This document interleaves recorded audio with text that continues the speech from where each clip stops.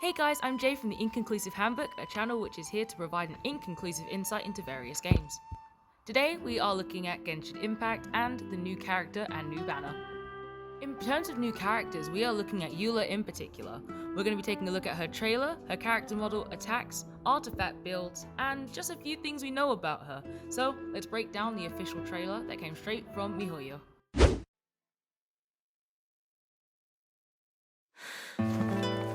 Dance of Sacrifice, Act 3. Flickering Candlelight.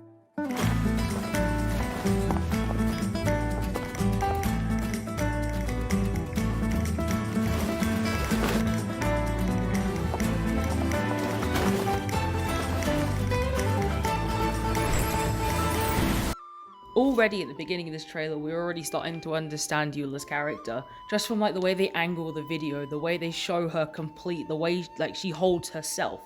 We already seem to understand her position or family's position in society. She says she dances away the aristocrats would in old Mondstadt. I like this touch. It's not her in-depth story straight away. They keep her a mystery. She's clearly a Knight of Favonius just by how she's dressing. If you look carefully, she dresses similarly to Kaya, so she is another cryo as well, which makes around 8 now in the game. I'm not too sure about miHoYo's decision about that. So there'll be Kaya, Chongyun, Diona, Chi-Chi, Ganyu, Rosaria, Eula, and then potential Ayaka. That's a lot, especially with the rumors of more cryo. The issue with making so many cryo characters is because sometimes the element can start to get boring. Like, could there be more Electro, or more Hydro characters even? It doesn't seem like a fair divide.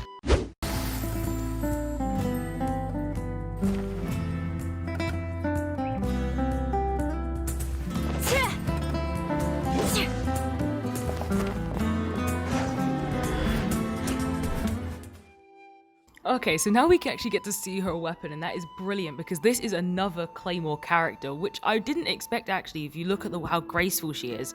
Normally, if you look at Diluc, Xinyan, Razor, Chongyun even, they are very hard-hitting characters and usually a little bit aggressive, so I didn't expect someone so graceful to have this weapon. This also means that Eula must do some impressive damage, especially being a 5-star Claymore character. Her movements are incredibly smooth, graceful, and that goes against all the other Claymores, who are nowhere near as clean as refined.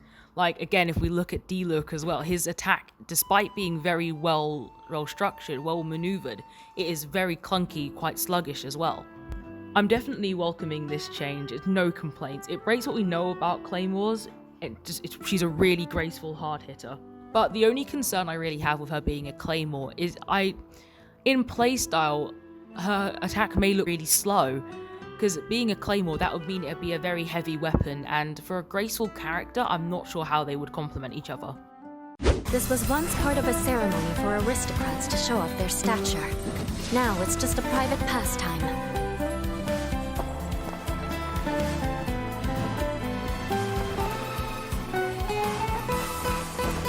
Vengeance will be mine!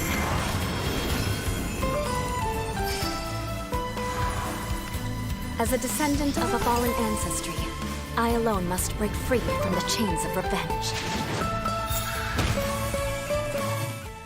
In terms of actually talking to people who rolled for Eula, I spoke to my friend Rin, who is really into the game and loves Eula as a character.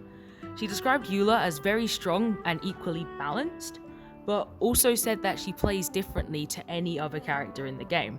Apparently her physical damage is very high, and built properly, she can be a very strong DPS.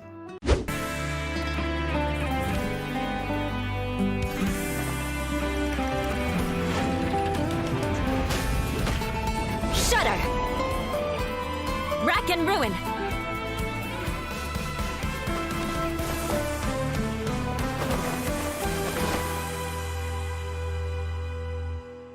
Are you here to spy on me? No, I was just worried you might be in trouble.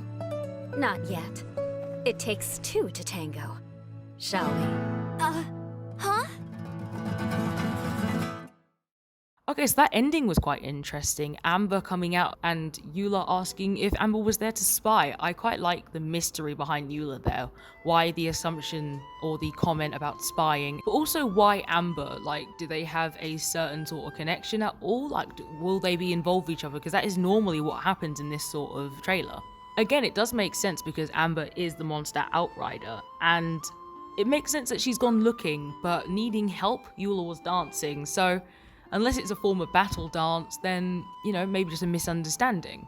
But normally, when a character is also featured in the trailer, they normally have something to do with each other. And the way Amber comments and says that she thought Eula was in trouble, and Eula responds saying, "It takes two to tango." I quite like that sort of finisher there, because it seems quite open-ended. No one really knows what that would mean in terms of Eula being in trouble and Amber needing to be involved for there to be trouble in a sense. It doesn't seem clear what she meant. All around, I feel like they've pulled off Eula's mystery. I think they've 100% nailed it straight on the head. It is brilliant. Brilliant release trailer for a brilliant character who has got a ton of potential. But really what I want to see is those attacks. So let's take a clear look at this one. So this is the stackable attack. So the first thing I notice is that despite her agility and grace that she's been described with in the trailer, the actual attack is quite slow. It takes a while to get in there, and it does the damage, it really does, but it doesn't seem as graceful. And that's quite disappointing, because if Eula had Keishing's speed, then she would just seem absolutely perfect, nothing could touch her. Okay, so now we'll take a look at the other one. So this is her burst attack. This is a gorgeous animation, and god, look at the cryo damage and freeze as well. That is amazing for that. Because normally you wouldn't expect that to happen so quickly, especially since that is a large slime. That is huge. So that's quite impressive on there. And oh wow, okay, so at the end there. So at the end, you have a physical damage where the ice is smashing, and that does so much extra damage that you wouldn't normally expect. So what we've established from Eula and her attacks is that she is a more physical damage than cryo, and that would be a quite interesting mix, because normally you'd assume it was the other way around. So looking forward towards artifacts, I feel like you'd be more looking for physical damage rather than cryo damage. You wouldn't really need it. You'd need something for elemental mastery, which would come with a 4-piece for physical damage. Okay, so after seeing that, what can the ascension be? So let's throw the materials up on the screen. I'm going to be going through the mass totals, not per ascension, because I feel like it's just easier to process how many. So you'll be looking at Shivada Jade, you're going to be needing insignias, you're going to need dandelion seed, and you'll need some crystalline blooms. So I know the crystalline blooms are quite new to the game, as they've obviously come with the cryo hypostasis. So that will be a little bit harder to get to from my experience playing against the ice cube. So for the different variations of Shivada Jade, you are looking at 1 sliver, 9 frags, 9 chunks, and 6 gemstones. If we look at the insignias you're going to need 18 treasure hoarders, 30 silver insignias, and 36 golden raven. And finally, you're going looking at 168 dandelion seed and 46 crystalline glooms. And here you go, guys. Here are your locations. For your Jade, you're looking at these spots. You're looking at the Wolf of the North, the Cryo Regisvine, and the Cryo Hypostasis. The dandelion seeds, all over Mondstadt, and the hotspot, I'm putting it up now. For the insignias, you got to open up your adventure handbook, check on enemies, and just go for all of the treasure hoarders, just see what you can find. For the bloom, you need the Cryo Hypostasis at level 30+. If you're wanting to build Eula to be your DPS, you're going to be needing to put some artifacts on her. The recommended is the 4-piece Pale Flame, but you can substitute that out for a 2-piece Pale Flame and a 2-piece Bloodstained Chivalry.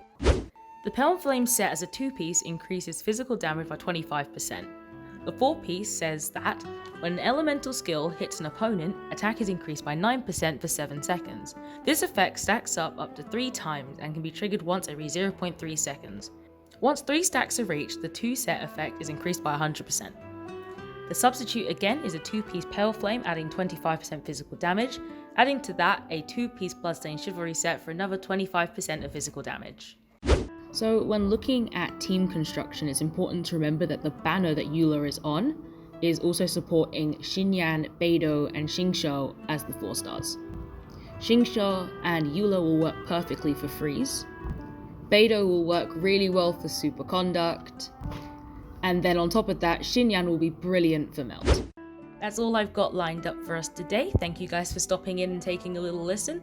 Good luck to anyone rolling for Eula or any of the 4-star characters, and I'll see you guys in the next one.